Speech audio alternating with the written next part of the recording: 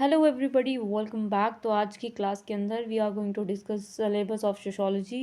Masters में जो sociology आप पढ़ रहे हैं फर्स्ट सेमेस्टर की, उसमें आपका सिलेबस क्या रहेगा, है ना।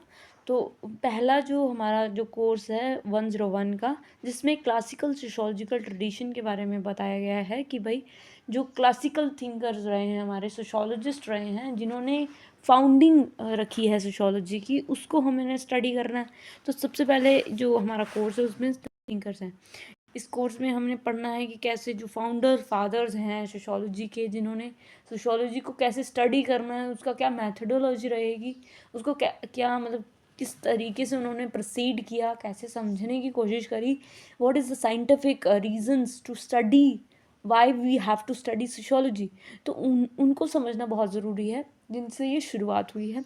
दूसरा इसमें है कि हमने उनको स्टडी तो करना है, बट साथ ही साथ उनको आज के वर्ल्ड से कंटेम्प्ररी जो वर्ल्ड है हमारा, जो हमारा प्रेजेंट सोसाइटी है, उसको लिंक्ड अप करके फिर स्टडी करना है। ऐसा नहीं है कि वो जो मुद्दे वो बोल के गए या फिर वो स्टडी करके गए वो पुराने ज़माने में ही होता रहा, बट आज के ज़माने में भी उसको एग्जिस्टेंस मिलती है या फिर उसको भी सपोर्ट मिलता है।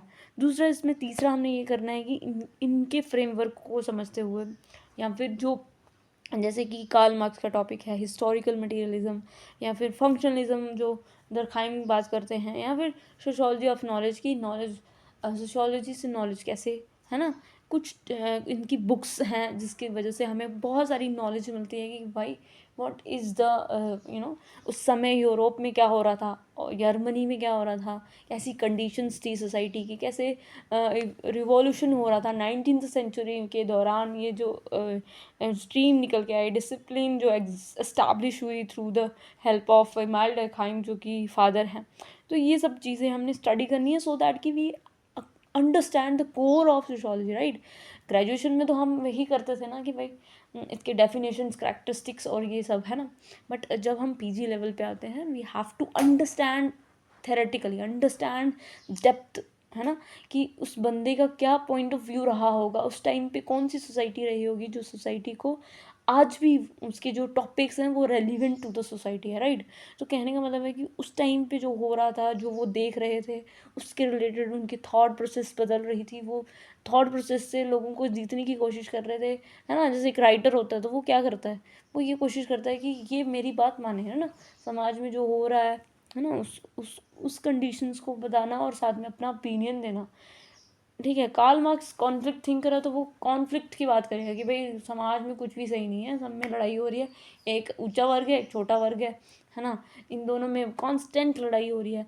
इमाइल डर्कहाइम कह रहा है कि नहीं नहीं, फंक्शंस होते हैं, अलग अलग सिस्टम फंक्शंस कर रहे हैं, साथ में सॉलिडारिटी बन रही है, तो सोसाइटी एकजुट रह रही है, सोसाइटी आज भी एग्जिस्ट कर रही है। हम सोशल इंस्टीट्यूशन देखते हैं तो आज भी वो एग्जिस्ट करते हैं। तो मतलब कि इनकी बातें सिर्फ ऐतिहासिक नहीं है, मतलब कि पुराने ज़माने 200-500 साल पुरानी नहीं है, बट कहीं ना कहीं आज भी इनकी बातें रेलिवेंसी रखती हैं। तो जैसे कि कार्ल मार्क्स सबसे पहले हमारे यूनिट में कार्ल मार्क्स ही हैं और उसके कुछ टॉपिक्स हमारे सामने रखे गए हैं। जैसे कि हमने डायलेक्टिकल मटेरियलिज्म की बात करनी है कि भाई उसका जो मेथड था कि कैसे वो सोसाइटी को स्टडी करते थे, तो डायलेक्टिक्स के थ्रू उन्होंने हीगल से लिया था ये पॉइंट ऑफ व्यू, है ना।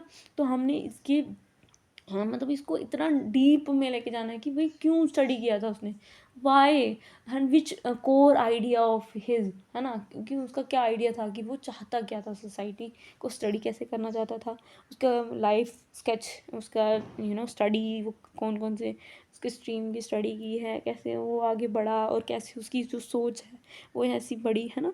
मटीरियलिस्टिक इंटरप्रिटेशन होती है कि जैसे कि सोसाइटी को उसने कैसे स्टडी करा। हिस्ट्री में उसने देखा कि समाज में सिर्फ दो ऐसी क्लासेस थी जो कि मेजरली वो क्या कर रही थी, रूल कर रही थी ओवर द वर्किंग क्लास। तो कह रहा है कि मटीरियलिस्टिक इंटरप्रिटेशन की, कैसे मटीरियल्स एक्सचेंज हो रहे हैं, मटीरियल्स किसी के पास ज़्यादा है किसी के पास कम है, उसकी वजह से लड़ाई हो रही है, कॉन्फ्लिक्ट हो रहे हैं और समाज में इनइक्वालिटी या फिर स्ट्रैटिफिकेशन हो रही है। फिर उसके बाद आता है emergence of the classes and class conflict, कि उसने कहा कि कैसे ये जो मटेरियल है इसी की वजह से क्लासेस बनी हैं, क्लास में कॉन्फ्लिक्ट भी इन्हीं की वजह से आ रहा है। अगर क्लास सिस्टम ही ना हो तो क्या, क्यों ना ये मतलब कि अगर मटेरियल ही ना हो तो कास्ट सिस्टम होगा, नहीं होगा। तो उसकी जो सोच है वो कहीं न कहीं आज भी बहुत ज़्यादा रेलेवेंट है और कहीं न कहीं हम इसको समझ पाते हैं, इसको हम स्टडी कर पाते हैं ना। थ्योरी ऑफ सरप्लस वैल्यू ये कह रहा है कि जो 3% वो कमा रहे हैं, जो सरप्लस कमा रहे हैं, वो सिर्फ कैपिटलिस्ट के पास है, वेजर उसको हमेशा एक्सप्लॉइट किया जाता है, ये किया जाता है। मतलब वो पक्ष में पता किसके है, एक्सप्लॉइटर्स के, कि जो ऑप्रेस्ड हो रहे हैं, है ना। वो ये नहीं कह रहे कि ऑप्रेसर जब युद्ध करेगा या फिर रिबेल करेगा, वो कह रहा है कि करेगा, वो बाद में करेगा, पहले नहीं करेगा। फिर उसके बाद आता है एलिनेशन की थ्योरी, कह रहा है कि इसकी वजह से एलिनेट फील करता है व्यक्ति, अपने आप को उसमें अपना नहीं बना पाता है कैपिटलिस्ट सोसाइटी में। वहाँ पे वर्किंग तो करता है बट कहीं ना कहीं धीरे धीरे धीरे वो एलिनेटेड फील करता है अपने आप में। दूसरा इसमें यूनिट कार्ल मार्क्स का पूरा अच्छे से पढ़ना है, मतलब इसके कुछ सब टॉपिक्स हमारे समक्ष रखे गए हैं। दूसरा इसमें आता है हमारा इसके सोच के साथ साथ इसकी जो टॉपिक्स हैं, इसकी क्रोनोलॉजी है इसकी बुक्स की, और इसने जो अपने जीवन में कुछ उखाड़ा है, जो भी इसका जीवन रहा है, ठीक है, वो हमने स्टडी करना है, सो दैट कि हमें एक बेस बने हमारा सोसाइटी में, कैसे उसने बात करी है ना। क्योंकि इसी की बात को सब स्ट्रेच करते हैं कि Karl Marx Marxist theory, Marxist perspective, या फिर इस तरह से लेके चलते हैं कार्ल मार्क्स को, कोर में लेके चलते हैं, बट आइडिया उसका ही होता है, बट कहीं ना कहीं अपना उसमें ऐड करते चले जाते हैं। तो Karl Marx very very important हो जाता है। देन हमारा आता है इमाइल डर्कहाइम। इमाइल डर्कहाइम जो है ना, वो सॉलिडेरिटी की बात करता है, फंक्शनलिज्म की बात करता है, या फिर जोड़ने की बात करता है कि भाई समाज में ना जो अलग अलग अलग अलग काम बटे हुए हैं ना, डिवीजन बटा हुआ है ना, ये सब लोग आपस में जब तक सॉलिडेरिटी नहीं है इनमें, ये सिस्टम आपस में मिल के काम कर रहा है, इनका खुद का एक फंक्शन है। हर समाज में कुछ कुछ चीज़ें हैं, प्रेजेंट है, ठीक है, क्राइम हो रहा है तो उसका भी एक फंक्शन है। मतलब कह रहा है कि कोई भी चीज़ ऐसे फालतू बेफालतू में नहीं है सोसाइटी में, हर चीज़ का एक खुद का एक काम है, खुद का एक फंक्शन है, वो भी समाज में कुछ योगदान दे रहा है, सॉलिडेरिटी बनाए रख रहा है। जैसे एक सुसाइड है, वो कहता है एक सोची समझी साजिश है, मतलब एक व्यक्ति को पता होता है कि जो सुसाइड कर रहा है उसको मैं मर जाऊंगा, फिर भी वो सुसाइड करता है। कहता है ये कोई साइकोलॉजिकल चीज़ नहीं है कि सुशांत सिंह राजपूत जो था उसको ऐसा बनाया गया था कि इसने सुसाइड कमिट किया क्योंकि उसको डिप्रेशन था। डिप्रेशन, वो कह रहा है कि नहीं, इंडिविजुअल फैक्टर्स होते ही नहीं है, बल्कि सोसाइटी ही इटसेल्फ मजबूर करती है लोगों को सुसाइड करने में। फिर उसकी थ्योरी जो रिलीजन की थी, क्योंकि वो बहुत सेक्युलर परिवार का था, मतलब सेक्युलर परिवार का नहीं था बल्कि एक ज्यूइश फैमिली का था, तो जिसमें ये रिलीजन तो बहुत बहुत ज़्यादा सुप्रीम प्रैक्टिस होता था। तो उसने उसने देखा कि सोसाइटी में ये देखो रिलीजन आज भी एग्जिस्ट कर रहा है।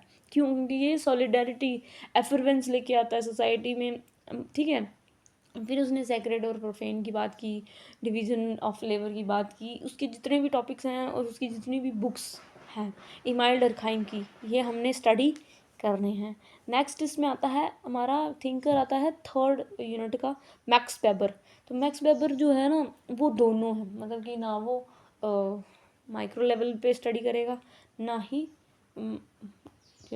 वो दोनों को साथ में लेके चल रहा है। कह रहा है कि माइक्रो लेवल पे भी स्टडी होनी चाहिए और macro level as holistic study भी होनी चाहिए समाज की, ऊपर ऊपर से भी देखना है हमने, और बिल्कुल माइन्यूट चीज़ें भी कहीं ना कहीं इंपॉर्टेंट है सोसाइटी की, क्योंकि यही तो इंसान का behaviour, set of behaviour relationship बना रहा है। कि कह रहा है कि लोगों के दिमाग में है, कोई भी हम एक्शंस करते हैं वो उसमें कोई सोशल, जैसे समाज कोई मीनिंगफुल एक्शन करते हैं तो वो सोशल एक्शन बन जाता है। हम जैसे लेटे हुए हैं, तो लेटे हुए जैसे हमने पट्टा मारा, मतलब पलट गए, तो ये कोई एक्शन नहीं हुआ। कह रहे ये तो एक नॉर्मल एक्शन हुआ। बट जब हम ऐसे एक्शंस करते हैं, जब हमारे दिमाग में होता है कि ये काम करने से ये होगा, और हमें पता है, उसका मीनिंग पता है, हमारा एम क्लियर है, फिर हमने कोई एक्शन किया, तब उसको बोला उसने कि सोशल एक्शन ऐसे होते हैं। उसने कहा कि ब्यूरोक्रेसी के बारे में, उसने ये प्रोटेस्टेंट एथिक्स दोनों के बारे में बात की है। तो ये मैक्स वेबर का है। फिर आता है हमारा फोर्थ यूनिट में कार्ल मनहाइम। कार्ल मनहाइम हमारे लिए न्यू है, तो ये भी अपनी अपनी बात रखेंगे। इनकी मेथोडोलॉजी स्टडी करनी है, सोशोलॉजी ऑफ नॉलेज क्या है, फिर आइडियोलॉजी क्या होती है, यूटोपिया क्या होता है। यूटोपिया होता है ना ऐसा ऐसा समाज जहाँ पर कोई भी एक दूसरे से नीचा नहीं है, कोई no classes present there and everybody is living together and having very peaceful, है ना। बट ऐसा तो होता ही नहीं है। है ना। तो इसने डिसेंट्रलाइजेशन की बात की कि कैसे यूटोपिया कैसे आएगा, है ना। रिकन्स्ट्रक्शन ऑफ सोसाइटी, सोसाइटी को रिकन्स्ट्रक्ट करना पड़ेगा, सोशल एथिक्स की बात इन्होंने की। तो कार्ल मनहाइम भी वेरी वेरी इंपॉर्टेंट हो जाते हैं। तो हमारा जो फर्स्ट सेमेस्टर का जो पहला कोर्स है 101 जो है, जिसमें हमारा क्लासिकल सोशोलॉजिकल ट्रेडिशन है, तो ये सारे जो थिंकर्स हैं ना, ये पहले प्राइम थिंकर्स रहे हैं, जहाँ फिर हम कह सकते हैं कि भाई 1853 या फिर ऐसे ये 18वीं शताब्दी या फिर 19वीं शताब्दी के थिंकर्स हैं। तो इनको स्टडी करना बहुत ज़रूरी है, क्योंकि इन्हीं से हमारी जो सोशोलॉजी है वो आगे आगे ट्रेस्ड होती है। तो कहने का मतलब है कि इनके बारे में बहुत ज़्यादा डेप्थ अंडरस्टैंडिंग होनी चाहिए। कार्ल मार्क्स के अंदर कार्ल मार्क्स की बात कॉन्फ्लिक्ट करता है, इमाइल डर्कहाइम फंक्शनलिज्म की बात कर रहेगा, मैक्स वेबर दोनों की बात करेगा। कार्ल मनहाइम हमारे लिए न्यू है, तो ये हमें नहीं पता। नेक्स्ट हमारा जो सिलेबस का दूसरा कोर्स है, उसमें आता है sociology of family, kinship and marriage. तो भाई ये ज़्यादा वो वाला इम्पोर्टेंट है कि इंस्टीट्यूशंस हमारे समाज में, अब हमने क्या किया, सारे थिंकर तो पढ़ लिए, अब इंस्टीट्यूशन जैसे कि फैमिली हो गया, है ना, आज भी एग्जिस्ट करते हैं, ठीक है। आज भी ये हमारी फैमिली एग्जिस्ट कर रही है। और किनशिप, रिश्तेदारी, है ना, बिना रिश्तेदारी के तो कोई पूछता भी नहीं है। मैरिज हो गई, हाँ, मैरिज के बेसिस पे फैमिली बनती है, और ये फैमिली ही क्या होती है, रिश्तेदारी होती है। तीनों इंटरकनेक्टेड वो है। तो इसमें बोल रहा है कि ये कोर्स पढ़ने के बाद हमने क्या अंडरस्टैंड करना है कि what is family, kinship, marriage क्या होती है, मैरिज क्या होती है, किस टाइप की मैरिज होती है, कैसे मैरिज होती है, मैरिज में ट्रांजैक्शन अलाइंस कैसे बनता है ना। ये सब चीज़ें, छोटी छोटी चीज़ें जो कि ग्रेजुएशन में सिर्फ हमने इतना पढ़ा था कि मैरिज क्या होती है, डेफिनेशंस, करैक्टरिस्टिक्स एंड उसके फंक्शंस, उसके फॉर्म्स। बट जब हम यहाँ पे आ जाते हैं पीजी लेवल पे, हम इनके रिलेटेड थिंकर्स के बारे में पढ़ते हैं कि थिंकर्स क्या बोल रहे हैं मैरिज के बारे में, व्हाट इज़ दिस मैरिज, है ना। To learn to identify and explain fundamental sociological concepts. इसके फंडामेंटल्स पहले हमने पढ़ लिए कि भाई what is family, what is kinship, what is marriage, है ना। फिर उसके बाद आता है learn to compare family forms, kinship ties and marriage practices across the different culture and societies. अब हमारे समाज में देखो, डिफरेंट डिफरेंट कल्चर्स हैं, डिफरेंट डिफरेंट सोसाइटीज़ हैं, है ना। वो उनमें कौन सी मैरिज प्रैक्टिस हो रही है, जैसे मैट्रिलिनियल फैमिली है जैसे नॉर्थ ईस्ट में, या फिर अपने मामा के घर में शादी हो जाती है लड़की की, या फिर अपने ही सिबलिंग्स में शादी हो जाती है मुस्लिम्स में। कोई भी ऑफेंस नहीं है, बट ये होता है, ठीक है। सोसाइटी के कुछ क्लैंस हैं, उनमें ही शादी होगी, अपनी ही कास्ट के अंदर शादी करना। किनशिप टाइज किस किस के बीच में होंगे, है ना। मैरिज किसके बीच में होगी, कहाँ कौन सी मैरिज होगी, है ना। मैरिज बहुत ज़्यादा, जैसे कि पहले के ज़माने में हिंदू मैरिज कैसे होती थी, मुस्लिम मैरिज कैसे होती थी, आपस में अलाइंस कैसे होते थे, अलग अलग कल्चर कैसे आपस में इंटरलिंक्ड होते थे for the sake of stability. Learn to analyse the transformation of families. देखो फैमिलीज में ट्रांसफॉर्मेशन हो रही है। फैमिली पहले जॉइंट होती थी, है ना, एक ही घर में एक ही किचन में सब कोई एडजस्टमेंट होती थी। अब जैसे धीरे धीरे न्यूक्लियर फैमिली से live in relationship, live in से डुओ लोकल फैमिली में आ गए। मतलब हर फॉर्म चेंज हो रही है इसमें।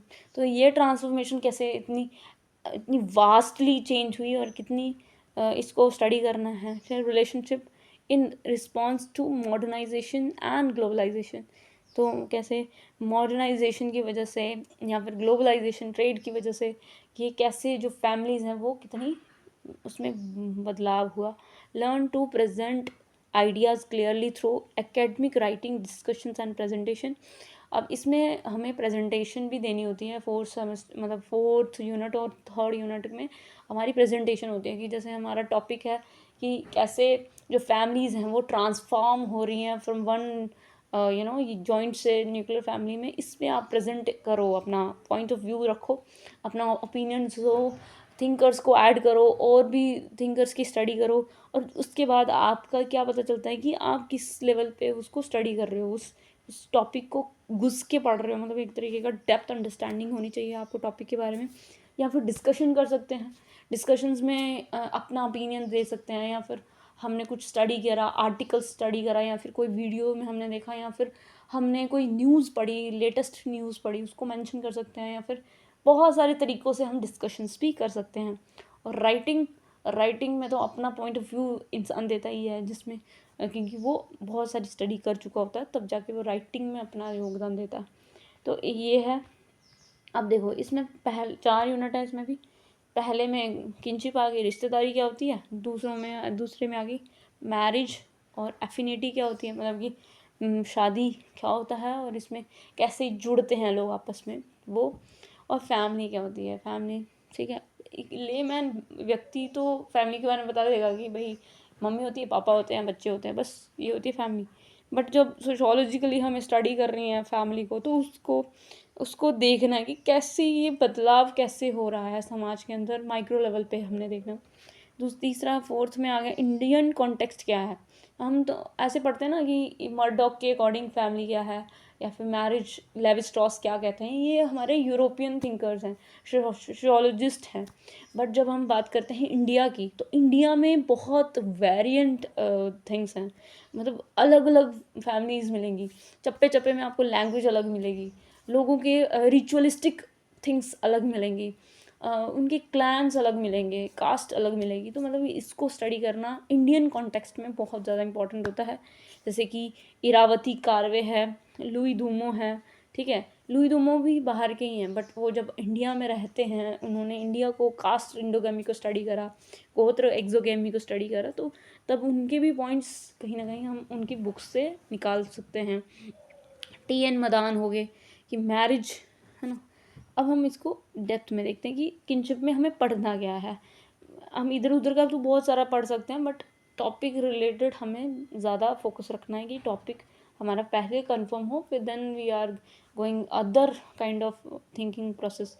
तो पहला हमारा है किनशिप होता क्या है। फिर दूसरा होता है कि ये जो इंसेस्ट टैबू होता है कि अपने ही रिश्तेदारियों में, अपने ब्लड रिलेटिव्स में सेक्सुअल रिलेशनशिप नहीं होना चाहिए, इंसेस्ट टैबू आपके ऊपर लगाया जाता है। तो क्यों लगाया जाता है आपके ऊपर, Y it is imposed on individuals की इंसेस्ट टैबू होना चाहिए, वाई। तो क्वेश्चन बाय से शुरू होता है, तभी जाके आपको इसकी डिटेल अंडरस्टैंडिंग होगी, है ना। फिर होता है डिसेंट ग्रुप्स क्या होते हैं। डिसेंट ग्रुप मतलब कि आपकी ही लीनिएज और डिसेंट क्या होता है, ये आपको पढ़ना है। ग्रुप्स क्या होते हैं, डिसेंट थ्योरी क्या होती है, ठीक है। इनहेरिटेंस और इसके रूल्स क्या होते हैं। इनहेरिटेंस मतलब कि आपकी जैसे मिताक्षरा और दयाभागा जैसी होती थी ना प्रॉपर्टीज़, किसको मिलेंगी के, है ना, किसको, बड़े बच्चे को मिलेगी या छोटे बच्चे को मिलेगी, इनहेरिटेंस। इसके क्या रूल्स हैं, है ना। किनशिप यूसेज क्या होते हैं। किनशिप यूसेजेस मतलब कि रिश्तेदारी किन में होगी, है ना, लोग कैसे बिहेव करेंगे on the basis of behaviour, या फिर मोरल कंडक्ट, कि आपके रिश्तेदारियों में भी एक मोरल कंडक्ट होता है कि आप किसी के साथ मजाक कर सकते हो, किसी के साथ नहीं कर सकते, जोकिंग रिलेशनशिप कर सकते हो आप, आप ससुर के साथ बदतमीजी नहीं कर सकते, है ना, आप अपने दो फ्रेंड्स के बीच में बदतमीजी कर सकते हो, है ना। इस तरह के कुछ आपको यूसेजेस बताए गए हैं, जैसे वैंक्यूलेट हो गया, जोकिंग रिलेशनशिप हो गया, और भी बहुत कोवैड हो गया, ये किनशिप यूसेजेस होते हैं। नेक्स्ट इसमें आता है किनशिप टर्मिनोलॉजीज़।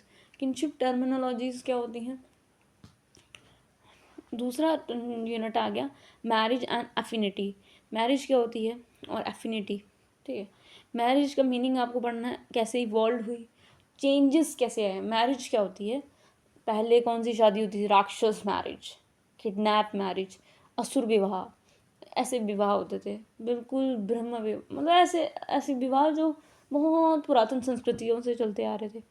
बट इवॉल्व होके हम देखते हैं कि ग्रुप मैरिज होती थी, पॉलीगिनी होती थी, एक लड़की 5 पतियों से शादी कर रही है, 5 पत्नियां, एक पति है, तो मतलब ऐसे विवाह होते थे पहले। बट धीरे धीरे इवॉल्व हुई, है ना, मैरिज अब मोनोगैमी बन के रह गई है। आज के टाइम में तो LGBTQ भी नई वैरायटी निकल के आई है, तो हम किसी को भी जज नहीं कर सकते हैं। मैरिज इवॉल्व हो रही है, नए टाइप की मैरिज निकल के आ रही है। तो इवोल्यूशन वही होता है कि टाइम के साथ कैसे, पैसेज ऑफ टाइम के बीच में कैसे बदलाव हमें देखने को मिला।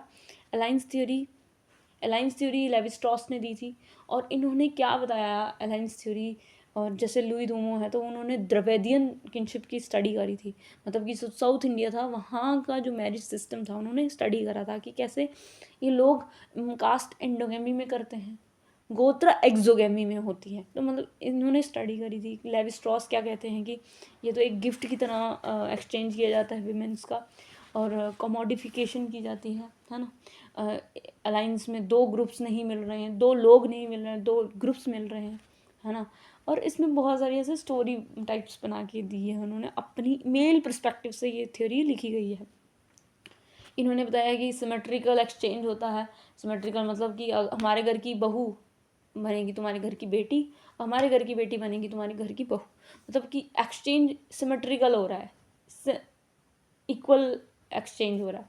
बट असिमेट्रिकल मतलब कि मेरे घर की बेटी तुम्हारे घर में गई और तुम्हारे घर की बेटी कहीं और चली गई और उस घर की बेटी सीधा हमारे पास आ गई। तो मतलब ऐसे मतलब सर्कुलर फॉर्म में चलती है या फिर लीनियर फॉर्म में चलती है, उसको असिमेट्रिकल एक्सचेंज कहते हैं।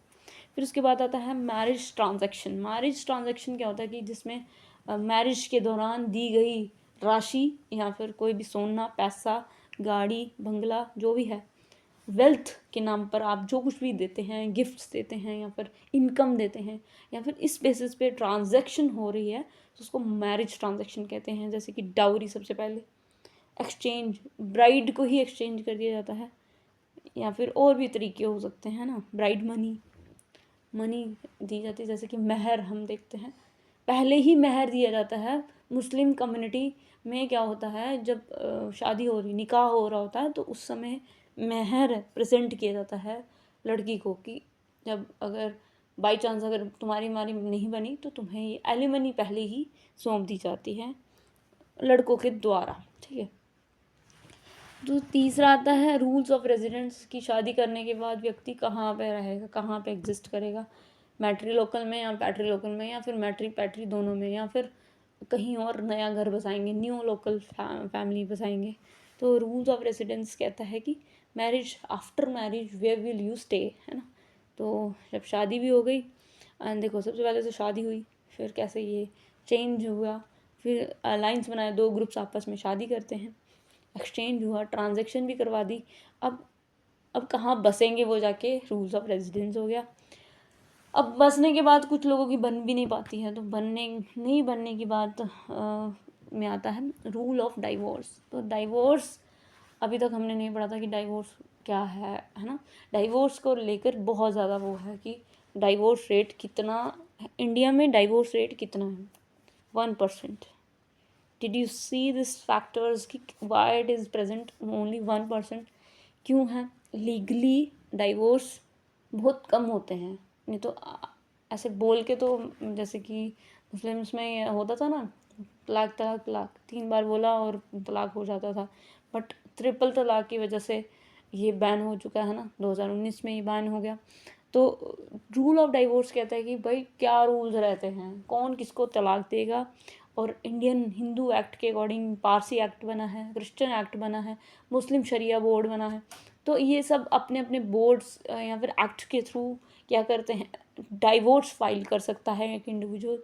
अब देखो ज़्यादातर एक्सप्लॉयटेशन किसके साथ हुई, विमेंस के साथ हुई, तो वो ज़्यादा डाइवोर्स देती हैं, है ना।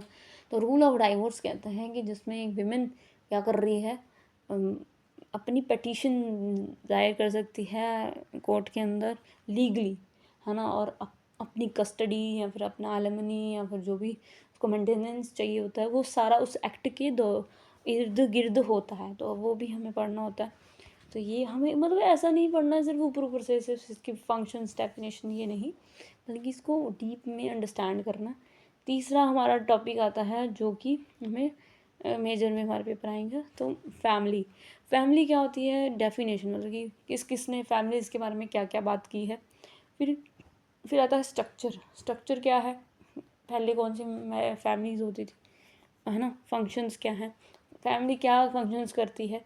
Theoretical perspective on study of family, तो इसके पर्सपेक्टिव क्या रहे हैं।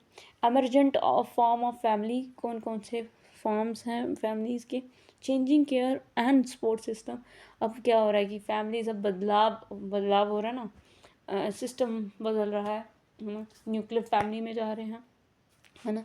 केस स्टडीज़ पढ़नी है, जैसे कि फैमिलीज़ में क्या बदलाव हो रहा है ना। सीधी बात है, फैमिलीज़ का डीप अंडरस्टैंडिंग करनी है। इंडियन कॉन्टेक्स्ट में क्या पढ़ना है, किनशिप स्टडीज़ इन इंडिया, मतलब उन्होंने इंडिया में रिश्तेदारी कैसे स्टडी करी, और लुई दुमो के द्वारा स्पेशली हमने ये बताना है। इरावती कार्वे ने क्या किया है ना, और टी.एन. मदान ने क्या किया, इनके पर्सपेक्टिव्स लेके चलना है किनशिप स्टडीज़ को लेकर। Forms of marriage among different communities in India, अब भारत में अलग अलग कम्युनिटीज़ में अलग अलग टाइप की मैरिज होती है, तो उनको मेंशन करना है, फॉर्म्स बतानी है उनकी कि भाई कौन कौन सी मैरिज होती है, आज भी एग्जिस्ट कर रही है ट्राइबल एरियाज़ में या फिर अर्बन एरियाज़ में, कहीं पे भी। तो रेफरेंस किसको लेके चलना है हमने, जम्मू कश्मीर को। जम्मू कश्मीर में कहाँ कहाँ कौन कौन सी टाइप की मैरिज होती है, ठीक है। डेवलपमेंटल साइकिल, क्या डेवलपमेंटल साइकिल है, house hold dimensions of family. House hold ये नया टॉपिक हमारे लिए, ये बिल्कुल नया है। A.M. शाह के अकॉर्डिंग क्या है, तो ये भी कुछ नए टॉपिक्स हैं जिसको हमने अच्छे से स्टडी करना है, क्योंकि ये क्वेश्चन आ सकता है ना। तो बस आज के लिए इतना ही।